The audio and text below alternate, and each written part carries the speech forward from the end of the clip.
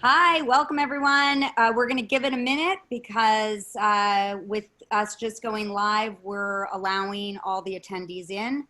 So hold tight for a second and we'll begin.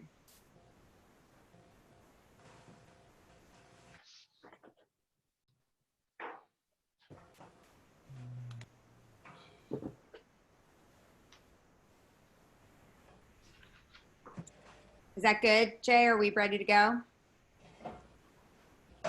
We are good to go. All right. Good evening, neighbors. Thank you for joining the third SOAR-D1 forum and the second deep dive on the issues. Tonight, we will be discussing economic development and touching on accountability. Thank you to the candidates for contributing so much time to get to know the residents of D1 and share your vision with us. Thanks to all who have worked on this evening's program, especially our tech team, moderators, and every resident who contributed questions for tonight. And thank you especially to everyone attending. We are so grateful that you care enough to spend time getting to know the candidates and the issues. Give yourselves a pat on the back. Right now, you are participating in the democratic process.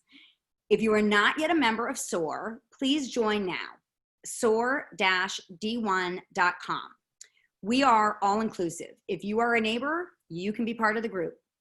After this forum, please keep an eye out and participate in the survey that we will send out or contribute comments on our website. We want to hear from you. We want to learn from you. We want to improve based on your feedback. Just like national debates where the candidate field is narrowed, SOAR will also be narrowing our list of participants in our forums and debates going forward. We will be objective and transparent in how we accomplish this. Such process will include voting by our members. And you may be aware there are now 7 candidates in this race. The other 2 candidates were invited, unfortunately a little bit late and couldn't accommodate in their schedules. But so now we have 7 candidates and we will need to narrow that field to have an actual meaty debate and discussion. And now I would like to welcome 2 of our members as our moderators for this evening, Max Young and Erica Kim. Max and Erica, take it away. Hi, everyone. Tonight's forum is going to run a little bit differently. We're going to try to mix it up just a little bit by asking each candidate a lead question, which they'll have about a minute to answer. And then the other candidates can chime in and follow up after that with about 45-second responses or 45 seconds worth of comments. Tonight's forum is going to be broken up a little bit by Erica and I. Erica is going to take the lead on some real estate centered questions, I guess, and small business and real estate side of things. I'm going to handle a little bit more the small business side of things. And then depending on time, we'll address some taxes and some accountability issues. Candidates, thank you very much. Erica, you want to start? Yeah, sure. Hi everybody. So my name is Erica Kim, and I live in the Richmond. I've been living here for the last 10 years, and I moved here from Mexico City 25 years ago, and I've been working in commercial real estate since 2008 in Northern California and San Francisco. So I'll be doing marketing. So I'm going to be asking you some real estate questions related to small businesses and the challenges they see and they have every day. I'm going to start with Sherman. What would you do about the long-term vacancy sites such as the Alexandria Theater, the former kosher market on Gary, Satin Moon on Clement, to name a few? So this topic came up 4 years ago during a debate, and I think it happened a few years before that also. There's kind of a limit on what the supervisor can do as far as getting a lot of these places rented. You need to have a meeting of the minds between people who want to lease out their places and businesses who are going to take up these locations for the rent they want. There has to be a give and take, lowering the rents maybe, so that you can get people into a lot of these units. What the supervisor can do is make it more incentivized for people to want to rent in the neighborhood, making sure the neighborhood's clean and accessible for customers. Thank you. Anybody who'd like to chime in? repeat the question, please? I Oh, didn't quite hear it completely. Oh, sure, yeah. So what would you do about the long-term vacancy sites in the Richmond, such as the Alexandria Theater and other places in Richmond? Marjan, why don't you go ahead? So, you know, the Alexandria Theater, I guess it was 2004 that it shut down. And I think it's a symbol of just lack of leadership and conversation and transparency with our neighbors. I mean, last I heard it was going to be a swim center. You know, when you look at an actual movie theater, whether or not it goes ahead as a movie theater, those can really be like a neighborhood hub. So as we look at more and more closing storefronts, how can we use that space? And as supervisor, what you can do, because Sherman's right, there's some things you can do and some things you can't, but it's to open up that dialogue, include neighbors, right?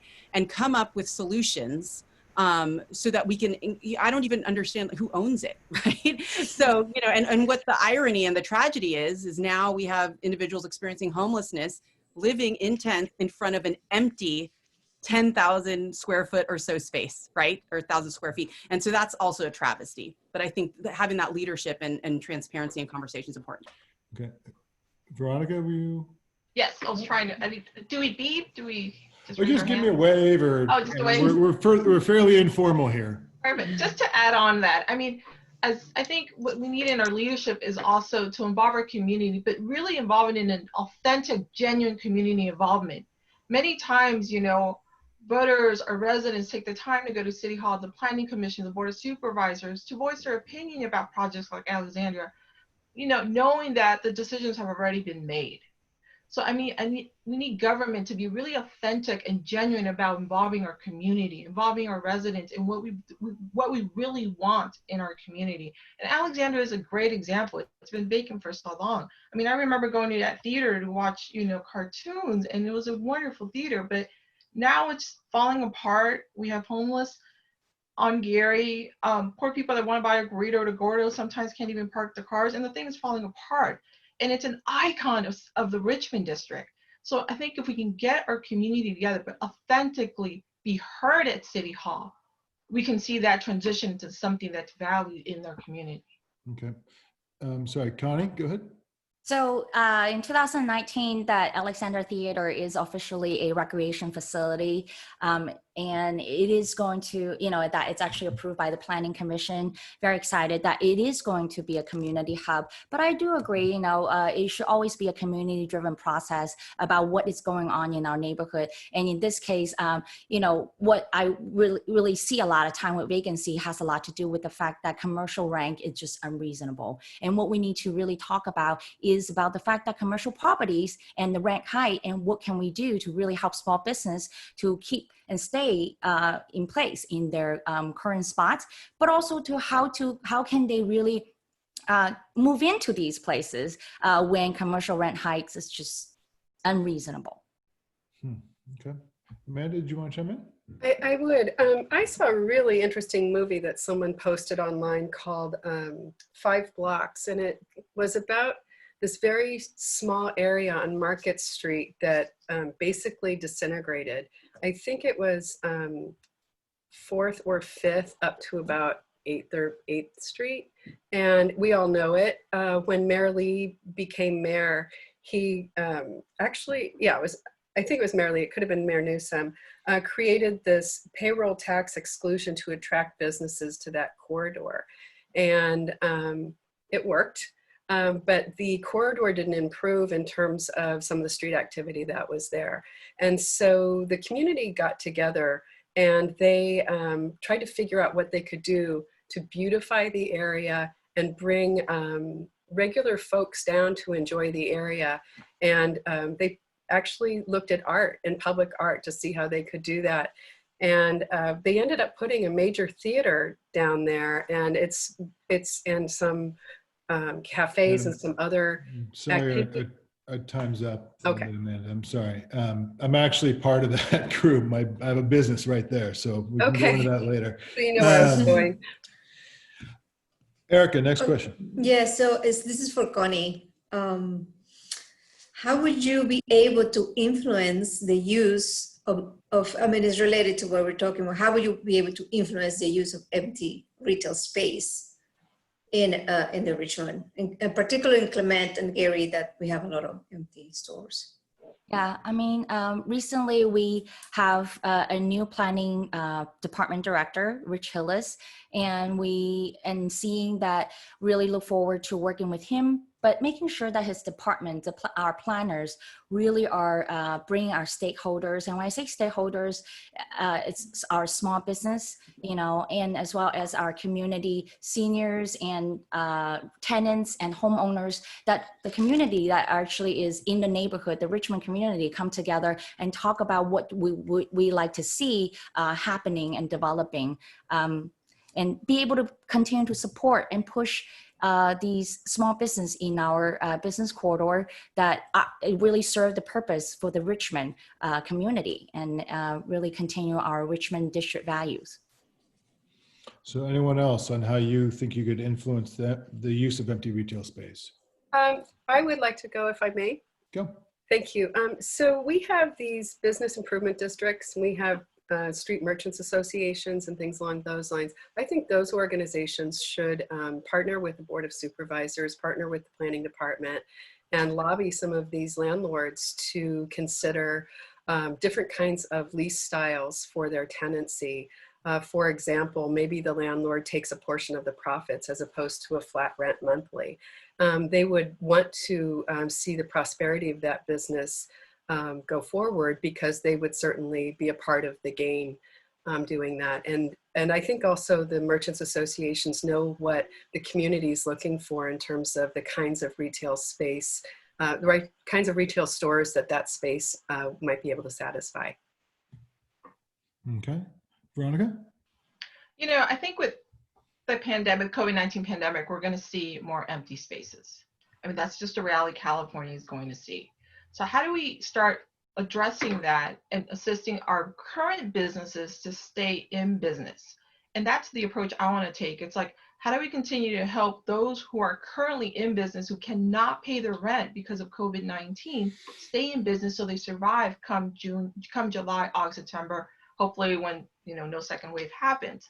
So this is where, city government really needs to come in and really look at, not only helping our renters, but our business owners be able to stay in business during the pandemic so that they have an opportunity, a chance to stay alive after this. I mean, we're going to see more vacancies, not only on Gary and Clement and Balboa, but citywide, which means less revenue for the city. So I think the city needs to start taking the approach of how do we help them now? Yep. Okay. Marjan, Sherman? Marjan, go ahead. Okay, good. So, I do agree that merchants associations play a key role. They do business and have the relationships with residents in the neighborhood. I think as far as what a supervisor can do, really opening up that dialogue, especially around empty storefronts with landlords. I mean, there are some individuals who don't live or really ever come into San Francisco who own empty spaces on these major corridors. And I think when you don't have that connection, having a communication as well as neighborhood input is really important. So one of the things our campaign announced today is a neighborhood summit, and small businesses and local economy is one of the working groups we'll be organizing with neighbors, and getting that feedback from neighbors in addition to merchants, so that we can move forward together as we make these types of decisions, in addition to streamlining permitting and conditional use, authorizations, and how people are able to do business. Sure. So I'm not speaking on behalf of the store I work for, but, I have to fill out a lot of the paperwork and stuff for them. If you want businesses to open up in the city, you got to make it easier for them. I mean, there's like 4 or 5 forms I got to fill out every year. We got to consolidate those and make it one form so that we can fill out all the stuff and submit it. Either we can run a business or we can fill out paperwork, make it easy for businesses to operate in the city, and those businesses will come back and fill up those stores. That's the reality of the world, unfortunately. Yeah. All right, Erica, next question.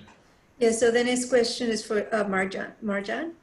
Sorry, yeah. So this is actually kind of related to what Veronica was saying, but now after the COVID-19 pandemic, we're going to have a lot of vacancy rate, like not only in our neighborhood, but every city, all over the city, and especially in denser parts of the city. So do you have an economic plan to give incentives to business owners to stay in San Francisco and to also to come, new business to come to San Francisco?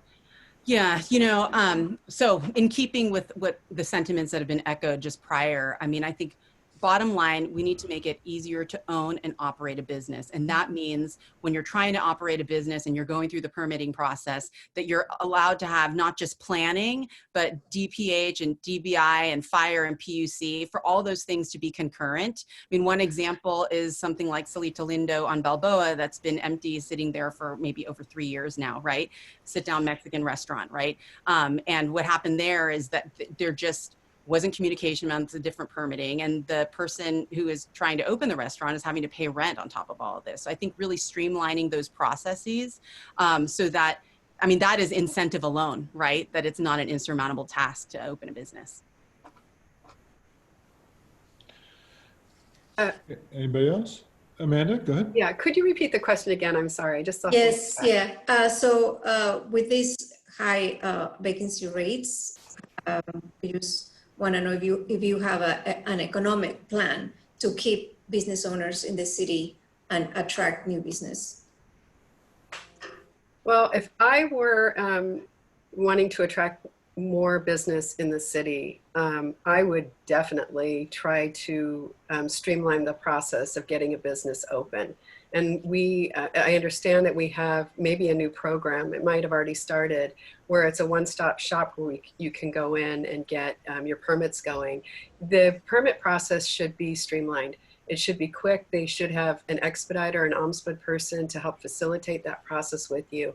The city government should actually supply a handholder to get people their permits and everything up and running so they can open those doors in 30 days, 60 days, and not a year.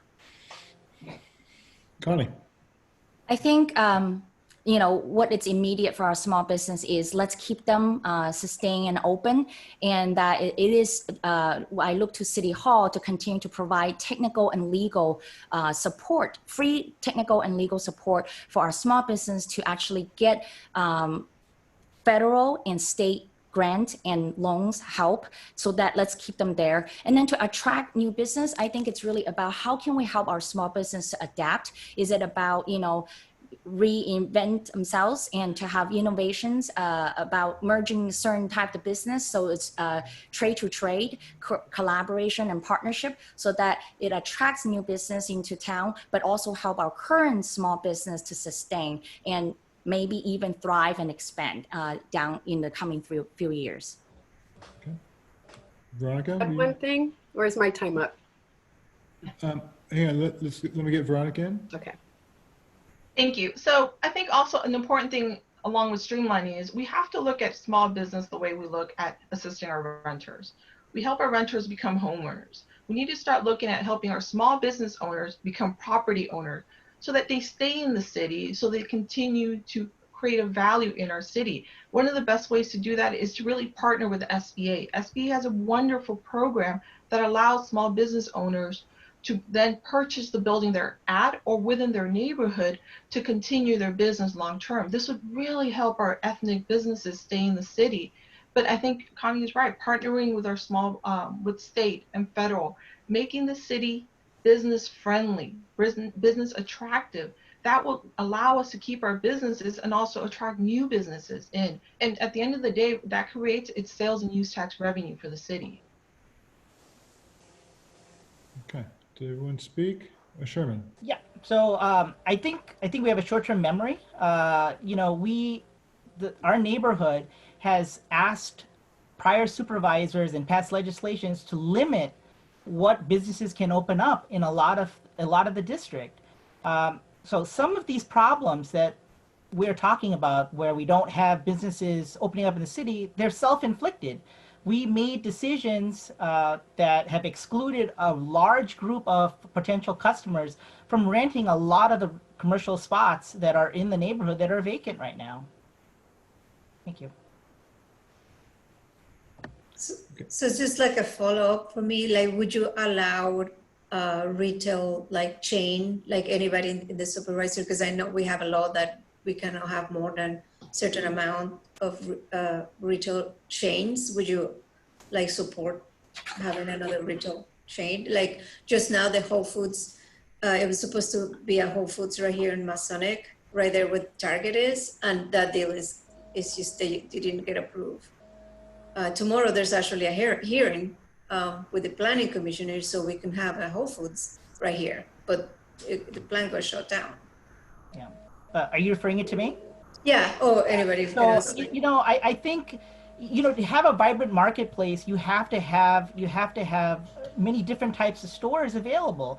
Larger stores that operate in the neighborhood, they bring other customers into that area to shop at the restaurants and all the other stores that go along with some of these retailers. I understand the concern when you have retailers, but in the past we seem to pick and choose which large retailers we like. And if you want to have retailers come in and fill up some of these spots, which then we can encourage other smaller stores to open up next door, then we've got to relax some of those restrictions.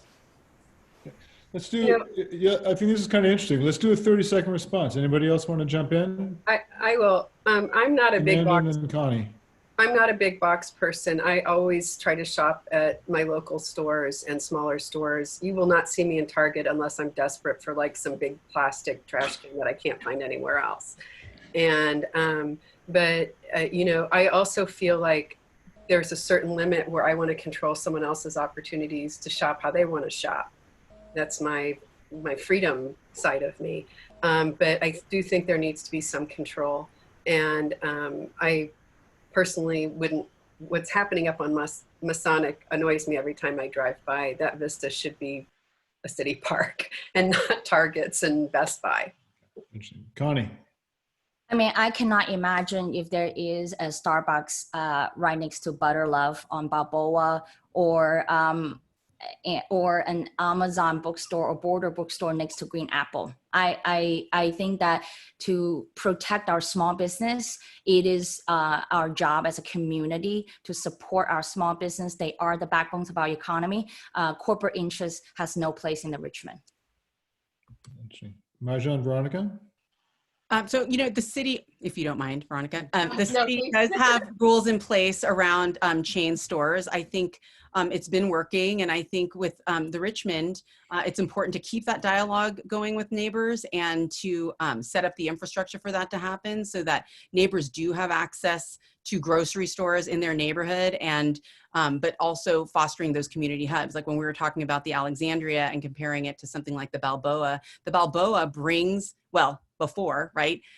Going to a movie and then dinner and then picking up something for breakfast the next day. I mean, we have some amazing businesses in our merchant corridors that bring business to other businesses. Yeah. Veronica.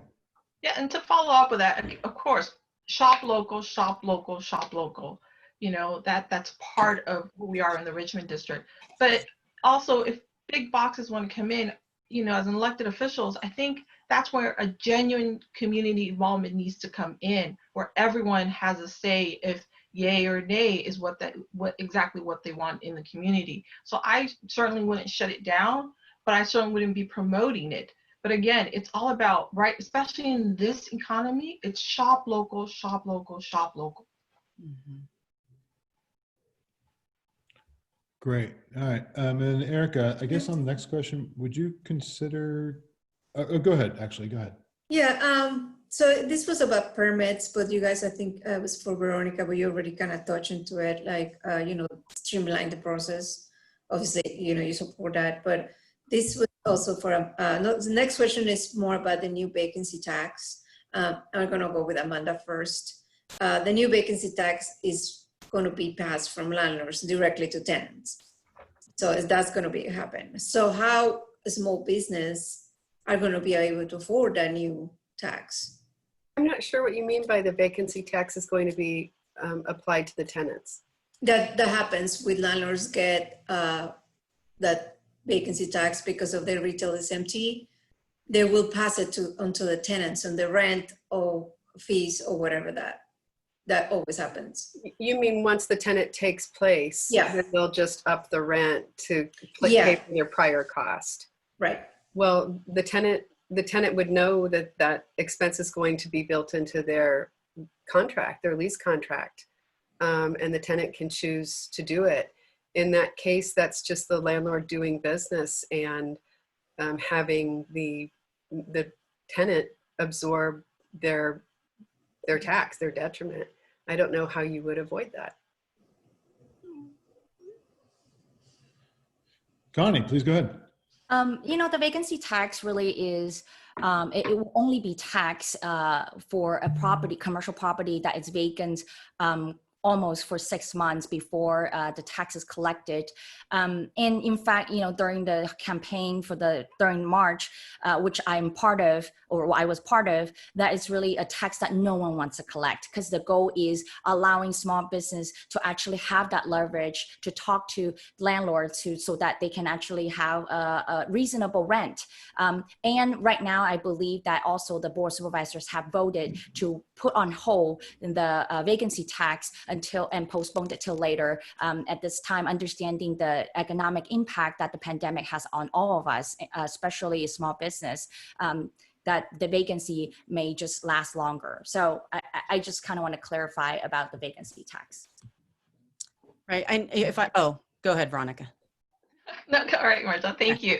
Regarding the vacancy tax, kudos to the Board of Supervisors for not implementing this now, especially with COVID-19.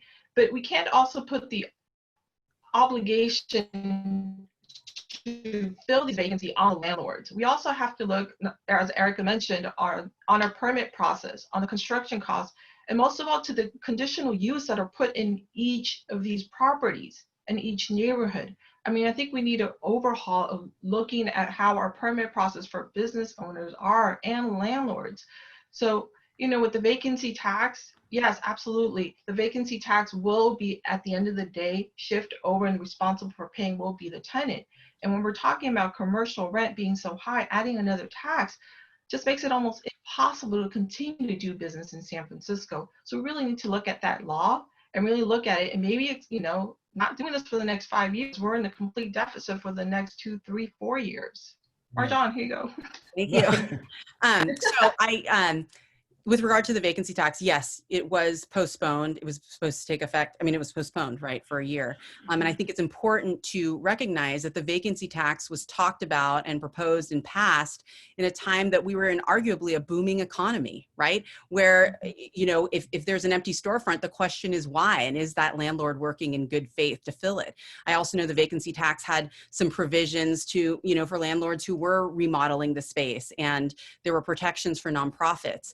But now we're not in a booming economy, and there's a big question about when we're going to be there again. So I think we need to re-examine, as the Board of Supervisors rightfully did, exactly what the role of the vacancy tax is, so that when we do rebuild, and we will rebuild, and there will be a recovery, really revisit the timing of something like that, because we're not in a booming economy when it was passed. Yeah, there's no doubt there. Yeah. All right, so listen, we're going to jump over from the real estate side of things, and I'm going to do a quick intro. So I just want to say I'm particularly excited to be moderating tonight's forum. As a longtime small business owner, I started my businesses in San Francisco in 1989. I'm vested in San Francisco small business economy. First off, I want to say thank you to all of you for trying to deal with the frustration of San Francisco politics and choosing to deal with a bunch of demanding neighbors and business owners. I'm going to talk a little bit about what it takes to open a small business for those of you who are watching who might not understand this. Doing business in San Francisco is a great thing. We have a fantastic group of neighborhoods, diverse crowd, enough people that niche places have a chance to survive. But actually doing business can be a daunting task. 88 requirements, the highest minimum wage in the country, a myriad of planning codes and zoning issues that can be arbitrarily decided or blocked by a single grumpy resident. Once through that gauntlet, usually after a business owner has signed a lease and started paying rent, the permits begin. For my business, a bar business, I have to go before the Board of Soups to get my ABC license, sell alcohol, get a barkeeper permit, an occupancy permit from the fire department, a health department permit, an entertainment permit, if I want to have any kind of music or acts, which all require yearly renewal fees. Then on top of that, even if I don't want to have live music, I have to pay ASCAP, BMI, and CSAC fees for music licensing, which change varying rates depending if people want to dance. During this whole time, I'm dealing with any kind of build out. I'm incurring architect's fees, changing building codes and rules. 20% of all construction have to go to ADA upgrades, even if the building's already accessible. Once all those are paid, and I can actually look to actually open, and then I have to hire. I cannot ask someone if they have a criminal record during interviews. I have to pay the highest minimum wage in the nation. I have to watch for overtime regulations, make sure my staff is trained, and then I have paperwork with their signature for every form of harassment that is prohibited. Yet I can still be held liable if someone breaks those rules. If a staff member says they'll help me out by dropping off laundry on the way home, I can become liable for withheld wages if I don't pay them for their time, even if they volunteered. Then after all that, if I succeed, once I hire my 20th employee, I have to add another $2 an hour to everyone's hours to pay for the San Francisco Healthcare Fund or offer a healthcare plan. I have to pay business property taxes, and if I gross over $1.5 million, the city starts taking a cut of my gross sales, regardless if I make any profit. Welcome to the forum, guys. So small business in San Francisco is awesome, but also really, really hard. We reached out to a couple of the merchants associations, and the Geary Street merchants got right back to us. And their number one issue is the BTA construction that's coming up on Geary Street. They're terrified after seeing what happened on Van Ness, and they want to understand what you guys would have, in mind to help either mitigate that plan or possibly change that plan. I'm happy with anyone who wants to jump in first. We can keep this thing going a little bit. Please, Veronica. Max, I feel you. My family's had a proven restaurant in the city since 1989. And my father and I always talk about it. He made more money in the 80s than he does now, than he did a year ago in the booming economy because of everything you just said. And not only that, add on top of that, all the paperwork, your EDD costs, your workers' comp, it's almost impossible to make a buck in this city when it comes to small business. But my restaurant currently is on Van Ness and Polk, right between those two streets on Bush. I understand the Geary Merchant Boulevard Association's concern when it came to Van Ness because that project took too long. It's costing us millions, and a lot of businesses closed because of it. So when it comes to the Geary Boulevard project, again, it comes back to genuine community involvement. I see my time's up, but I'm gonna steal 5 seconds. It's about really involving the community to mitigate those issues that happen on Van Ness and holding the city accountable if it does go over time. Okay. Who else? Connie, go ahead. So when I was legislative aide for Supervisor Aaron Peskin, and I grew up in Chinatown in San Francisco. I cannot explain how frustrating it has been with Central Subway, with the Chinatown small business merchants, and that it's delay. And right now, again, it's delayed. And the construction and all that. So I understand the pain. And I believe that, and the same thing with the frustration, Max, that you talk about, just about this whole thing about permitting. I think that at the end of the day, it's two words about city services: efficiency, accountability. And I think that we need to go in and hold our city hall accountable, our city departments accountable, making sure that they really have efficiencies. It's not to dumb down or to sacrifice safety standards and public health standards, but it's really about holding city hall accountable and be efficient about the services that we provide. Okay. Marjan? I agree, Gary BRT, to Veronica's point. I mean, we need community input on that. I mean, in the last race, there was a lot of talk about BRT and a lot of talk about alternatives to BRT. However, a week before the current supervisor was sworn in, the Board of Supervisors approved going forward with Gary BRT. But now, just as with the vacancy tax, we're in a different time. And I think after what we've seen, I'd always said, if BRT is moving forward, we need to really hold MTA accountable to ensure that everything's getting done on time with minimal impact to businesses. But now here we are in, a pandemic time. And I think it's going to take a little more neighborhood input so that there's good communication about what is to be expected, and also understanding if the project's approved, how we can mitigate damages, and if things need to change or be postponed, given what's going on out there. Sherman. Let's be honest. I was down on Van Ness last week. That is an absolute disaster zone, okay? An absolute disaster zone. Yeah.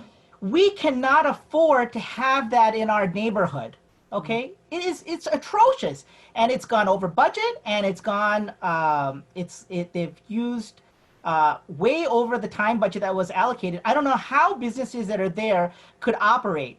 If you start that project in our neighborhood, it's going to be a disaster for businesses that require people from outside the neighborhood to support them. If it was me, I would say, you know what, let's put it on the ballot and let's reverse that, at least temporarily, and stop that before we end up with a Van Ness situation.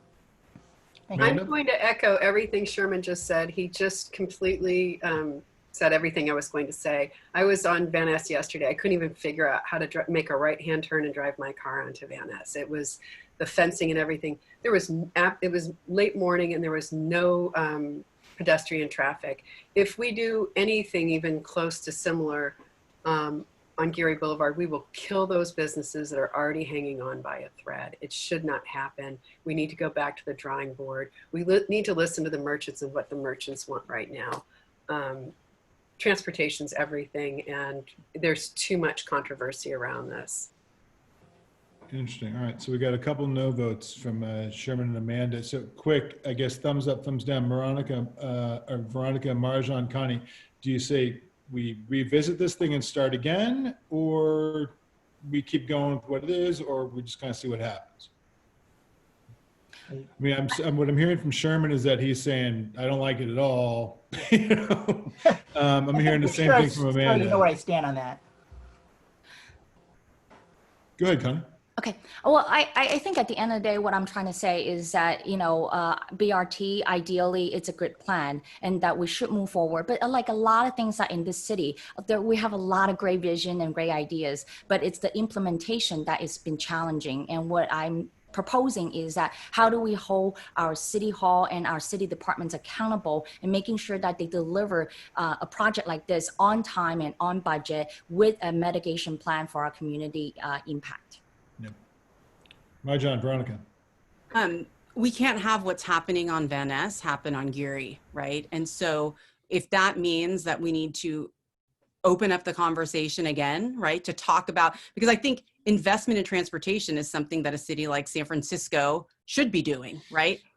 So we're going to have to really kind of go back, given the time we're in, right, and figure out what would make the most sense for Geary.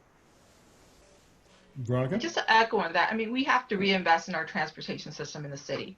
And not only have we seen it on what happened on Van Ness, but we've seen it also in Mission with the red lines. And so it hasn't worked, and it hasn't worked because we haven't had genuine community involvement. And I think we have to hold SFMTA for making these decisions really without talking to the residents and the voters of our district. So I'm all for revisiting it and even like stopping this project to really look at what the impact is going to be. Because truth be told, our business owners can't afford to lose any more than they already have. I would agree with that. All right. So hey, I went to your websites and looked at some specific things. I have some specific questions for you candidates. Connie, I'm going to start with you. On your website, it states that you want to support small business through small business tax credits for local ownership and production. I'm curious as to credits for which taxes and how much, because as a small business, I'm a local guy. You know, we are going through that process about re-examining our business tax code overall. And there was supposed to be a controller's report to just going through an audit of the current business tax code structure. So I do going to look forward to reviewing and examining that in the greater details. But ultimately, the idea is right now, what is not working is that our corporation is not paying their fair share, and we need to make sure that they pay that fair share. With that is to actually support our small business and provide the assistance that small business needs in the structure in terms of business tax. But definitely looking under 5 people or 25 people or, you know, to 5 people or less employees. That's what I consider as small business, and to see how we can help them and make sure that they sustain. So just to get this straight, you're proposing maybe adding a tax to larger corporations and taking that money and funneling that down to a tax reduction for the small business. Yes, and to say actually either a new tax or a tax increase. Okay. For corporation only. not for small business. Okay. Sherman, do you stated that San Francisco needs to streamline the billing and collection of fees and taxes as to reduce the cost of government, make it easier for businesses to pay for those fees. How would you do this, and how do you make it have enough of an impact for it really to be meaningful as a tax savings or as a difference for small business? So one time I printed out the permit fees for all departments across the city and what they charge. So what each department, nickels and dimes, businesses all the time, a fee for this, a fee for this. You know, I mean, why don't we just figure out how much it's going to cost to provide all the services that a business needs in San Francisco, and charge the business registration fee based on that, instead of nickeling and diming for every little thing. I mean, it gets ridiculous at some point. You know, when I get my AT&T bill, you know, I have all my stuff on one bill, and I pay that bill. I don't need to make 3 or 4 different transactions. And I think the city can save itself money and certainly save businesses money if we can kind of consolidate all of these departments' fees into one department and bill one bill per business. So basically, you're looking at line iteming those items onto one giant tax bill that comes from the tax collector's office. And yeah, when you nickel and dime like that stuff, there's no transparency. We don't know where that money is going. At least if we know how much we have to pay, we know what the amount is to operate in the city, and the city has a better chance to see where that money is going instead of just going to the general fund and then whoever is elected decides to spend it on whatever they want. Okay, fair enough. Veronica, on your website, you stated that you had a position that you'd support our small business owners through city incentives. What kind of incentives are you thinking about, and how would you pay for them? Yeah, one of the first one is, and I think you mentioned it in your description of small business, is our small business property tax. A small business property tax is paid every year, an example, on that same chair and table. You buy that chair and table for $200, you pay that property tax every year. And if you're open since 1989, you're still paying the property tax on that same table and chair if it's still in your business. My proposal is, after 5 years, you shouldn't be paying that property tax for that poor table and chair that's been there now X amount of years. And this is for small business owners. It's not a big gain for small business, but it's one less thing small business owners have to deal with. The reality is the first 2 years, small business owners are losing money. They're in the red. They're not making a profit until the 3rd, 4th year. So give them a break. Once they start making a profit in their 5th year, stop charging them the property tax for that same table and chair that now they can't afford to replace. It's broken because they kind of continue paying that property tax on it.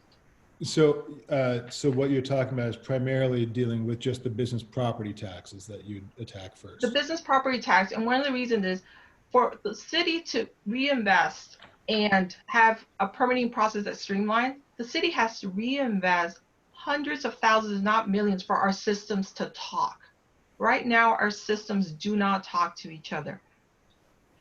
They're all in different systems, so we really need to look at what City Hall is using as their system for taxes, for property tax, for permitting process, and have them all work under one system so they all talk to each other. That will be more efficient for City Hall, and it will cost less for us business owners to continue in business. Okay. Marjan, your website, you talked about a few things, but one was the over-the-counter permitting system to speed up new business openings. Can you give an example of how you get this to work, and why isn't it working now? Well, so I've run 2 businesses in San Francisco. One was a professional services firm, right, where money in was money out. You paid your employees and you provided a service. And then now I own a retail shop that also offers experiences, which I think a lot of businesses are going in that direction with the rise on online retail. One of the things I noticed, and I worked in City Hall for a short time. I worked there for just over a year. And one of the things I noticed that reinforced my experience as a business owner is these departments aren't talking to each other. I had a really shocking experience when I ran my firm. I had between 5 and 12 employees, depending on the season. And I got a bill once for $9,000 and it freaked me out, right? And it turned out it was an error. And it took me 4 weeks to find out it was an error. because the different departments weren't talking to each other in City Hall, and they had miscategorized my business and didn't understand that I had already paid, right? That's the kind of streamlining that we need to see happening, so people can keep their sanity and we can be more efficient.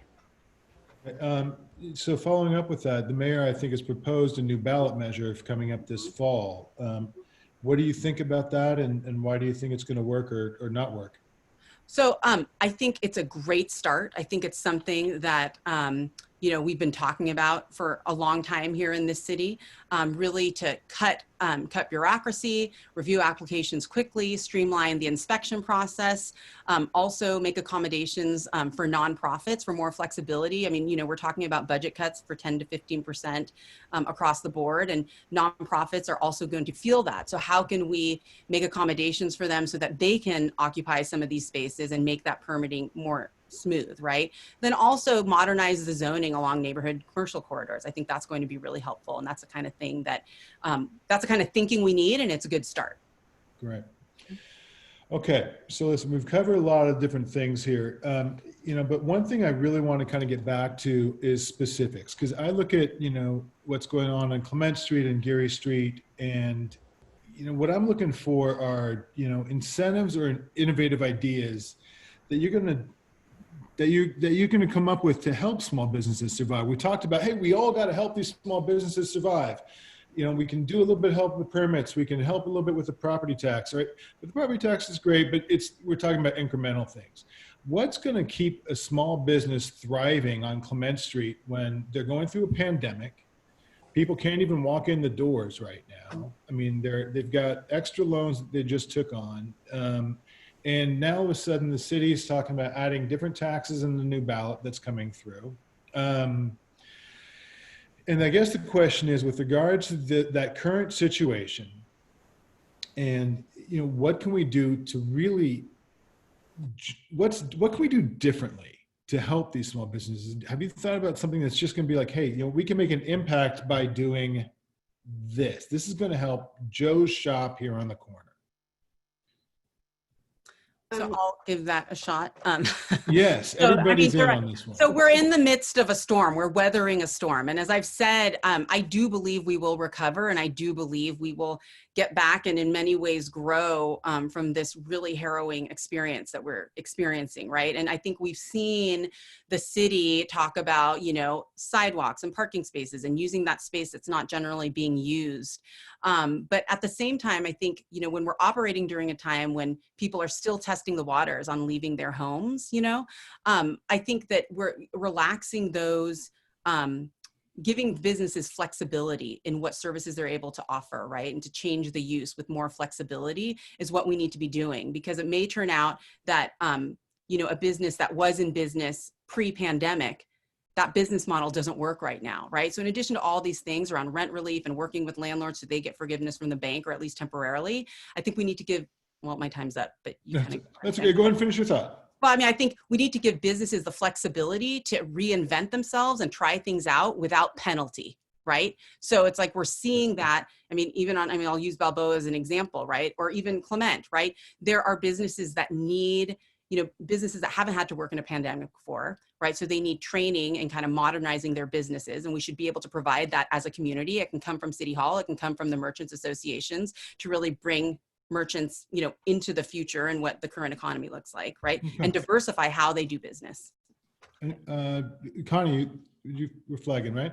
Yeah, I mean, I think I want to quickly, go back to what the questions about, the mayor's proposal on small business streamlining. I think one thing that I would love to flag for everyone is the fact that part of the language, and I think it's going to go through a legislative process, but, one of the language is also about, do away with neighborhood commercial district. And I think that's a flag, and that we need to really think about what does that mean for our neighborhood makeup, and how would that impact our community. I think another thing, it's really about thinking about our small business in a way that it's about small business incubator. We have done a really good job with May SF, and to find collaboration, making sure that there's local partnership across different types of business. I think that's what we need to do. We need to actually help and support our small business with the resources and collaboration with different industries. Okay. I would like to, sorry, there's a question on the chat, and this is for Connie. So how would you, uh, sorry, I'm sorry, how would you hold the government agencies accountable? You talked a lot about that, but how would you do it? Yeah, I mean, I think it's really about how do we spend our money. And frankly, it's recently there's a lot of news continue about the alleged corruption in San Francisco.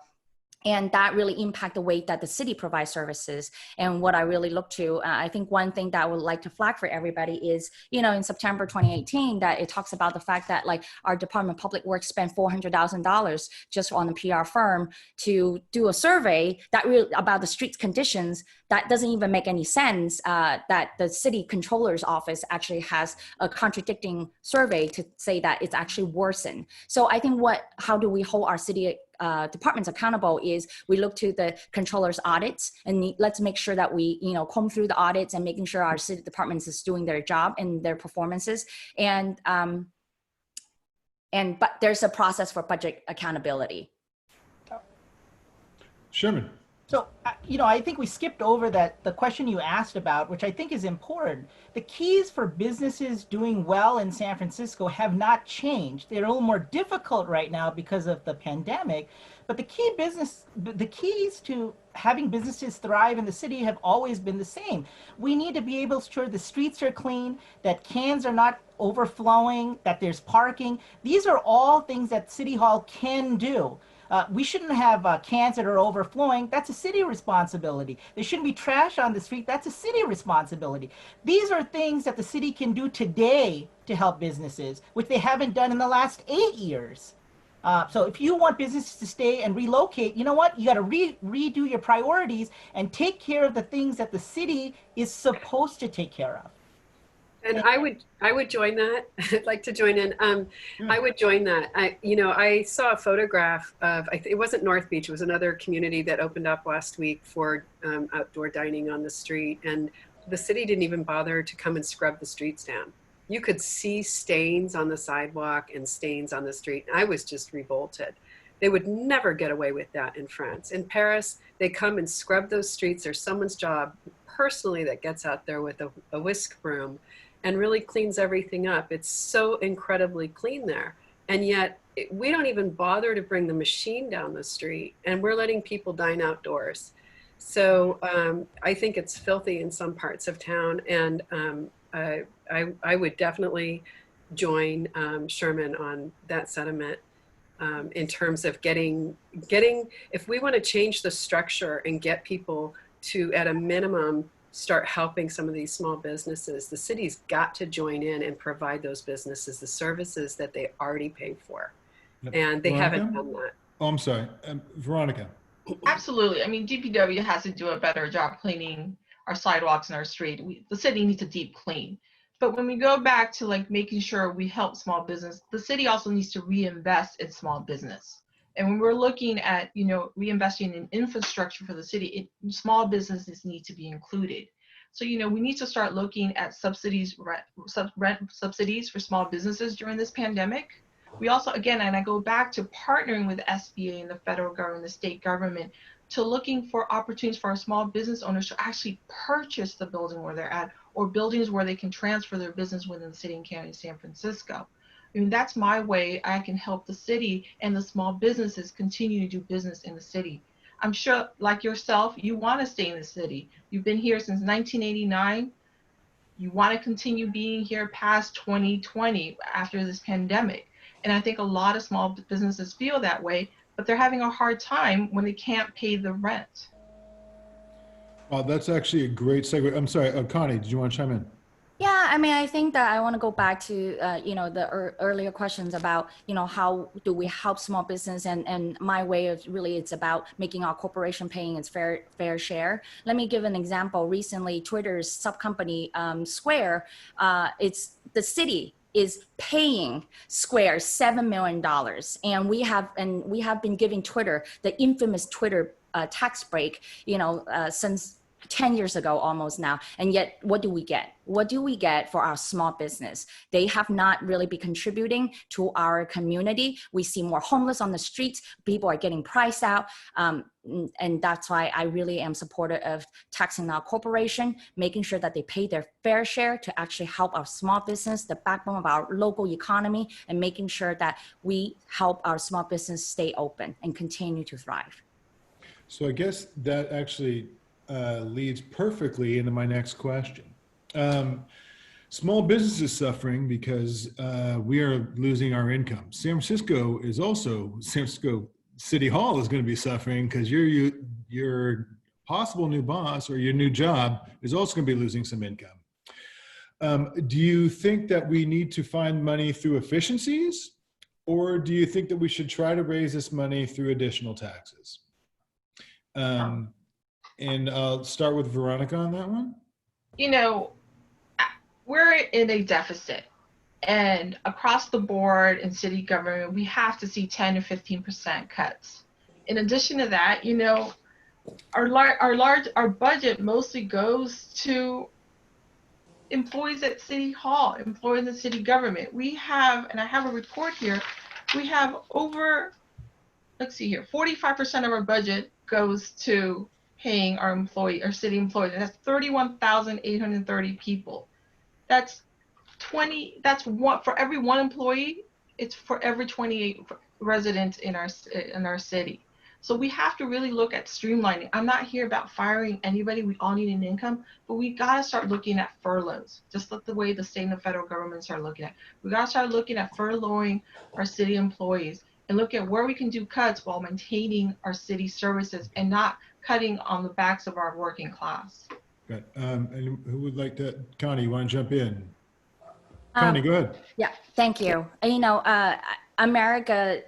we have American billionaires, and during this pandemic, they have actually made $434 billion just from the pandemic. And how are American billionaires like relevant to us? It's because in 2019 that we know that San Francisco actually globally marked as fourth ranking of billionaires living in our city, and that is 1 out of every 11,600 people, we have one billionaire. And that means that this city, the income divide is not fair. And again, I don't think I can say that more than enough, but this is an economy where let's make sure that we tax our corporation so that that money can make sure that our essential workers are housed and that they actually have healthcare, and that with that also support our small business to stay open.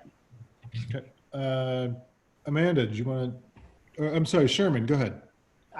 With all respect, I disagree. We are not going to be able to tax our way out of this problem, whether it's big businesses or small businesses. Taxes are only going to exacerbate the problem that we already have.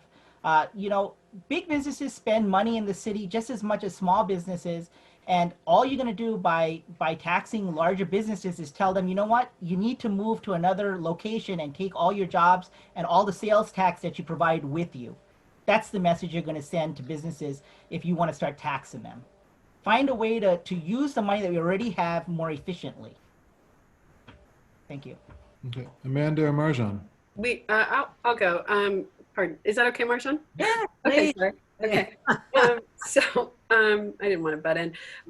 So I definitely think it's in the efficiencies realm. I don't think we should need to be adding any more taxes against at least small businesses. I think the city is wasteful in so many different ways, and we need to really look at some of these audits that we have, and we need to see where the money's going in so many different areas. And it really needs to be scrutinized to the nines. And even our labor force is out of control. I agree with what Veronica said. I think it's out of control. I'll just say it. I think it's, how are we even going to pay for people's pensions at this point if we don't have our small businesses paying taxes into the city coffers? Our city's going to go into debt. So the city's going to have to figure out how to pare things down and become efficient. Before they do anything else. And then in terms of raising money, then they can go forward with that. But they've just got to look at efficiencies. Okay. Marjan.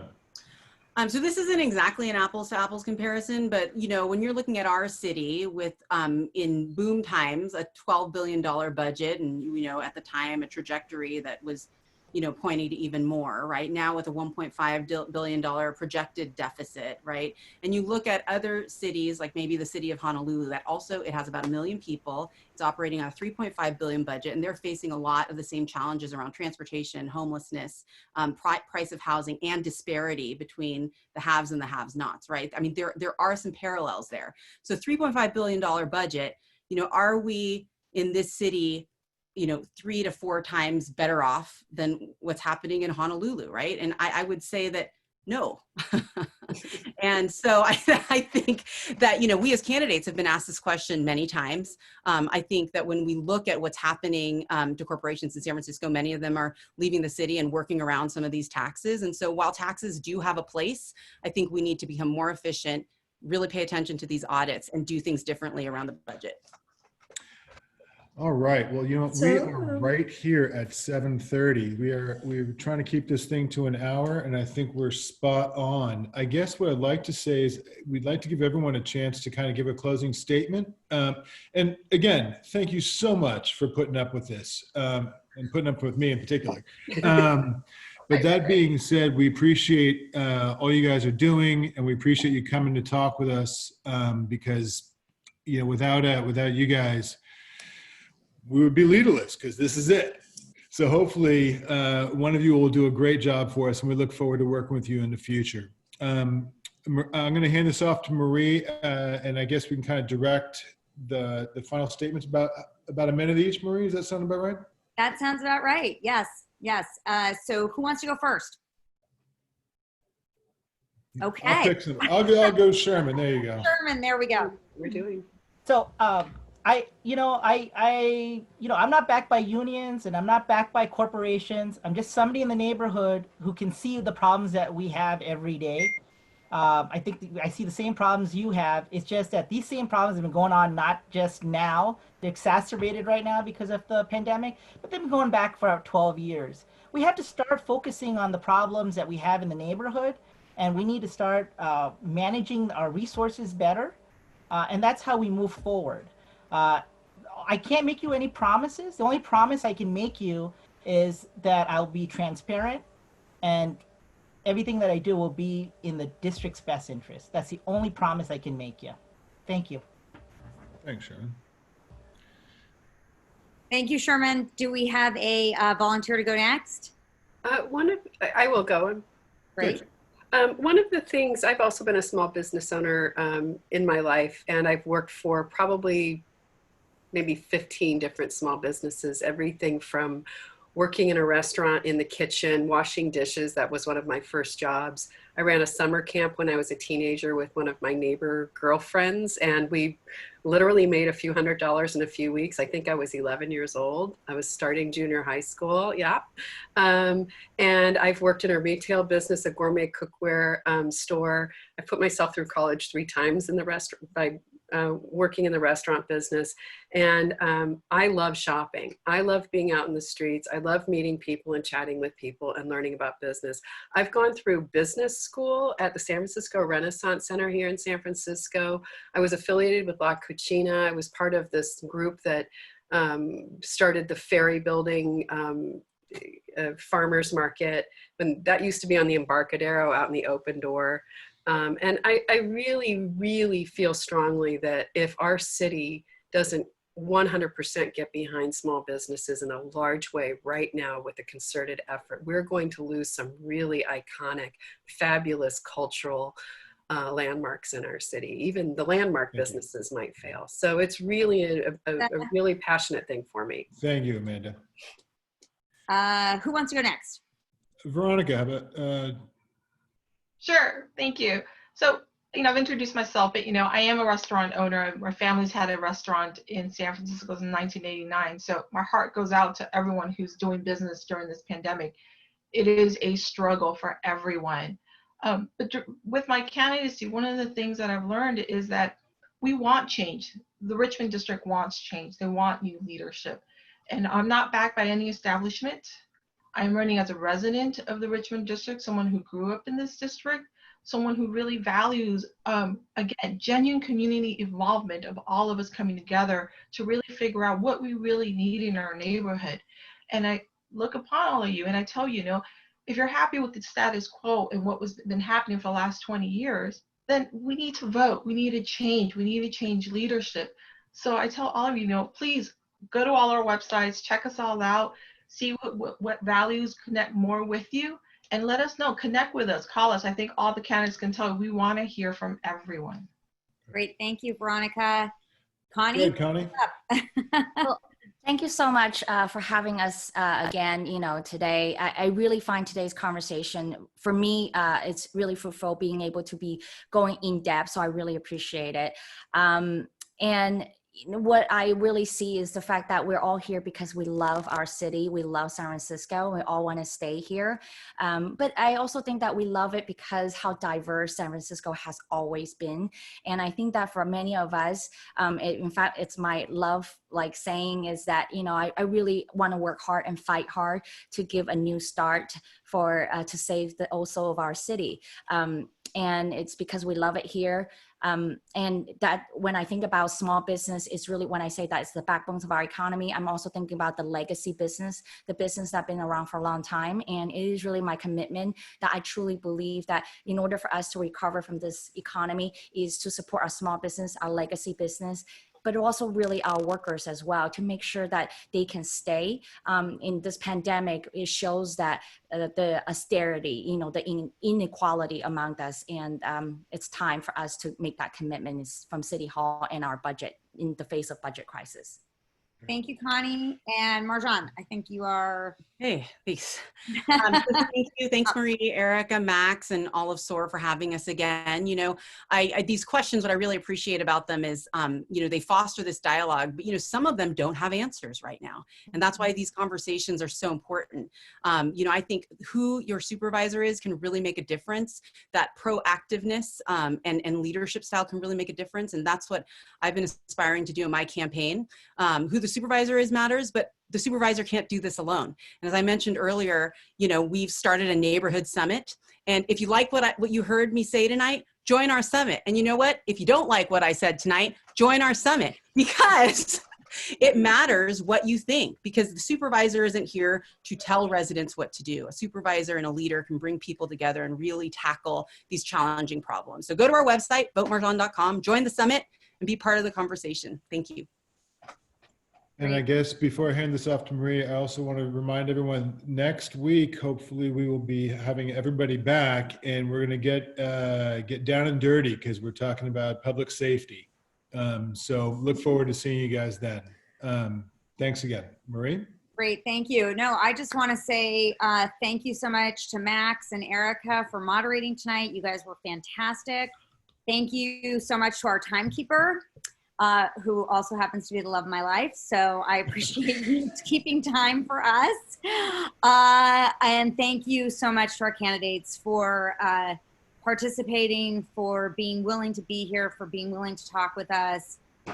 As I can't stress enough, our goal in SOAR is to problem solve and to come up with innovative solutions, to be thoughtful, and to come together as a community to make San Francisco, and especially D1, a better place.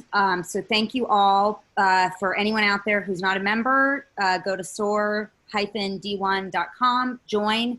And for anyone who joined via Zoom, you will be getting our survey afterwards. So in the next day and a half, please participate in that survey. Your feedback is critical. So thank you, and everybody, go forth and enjoy your evening. Thank you. Thank you. Thank you. Bye. Thanks so Take care. much.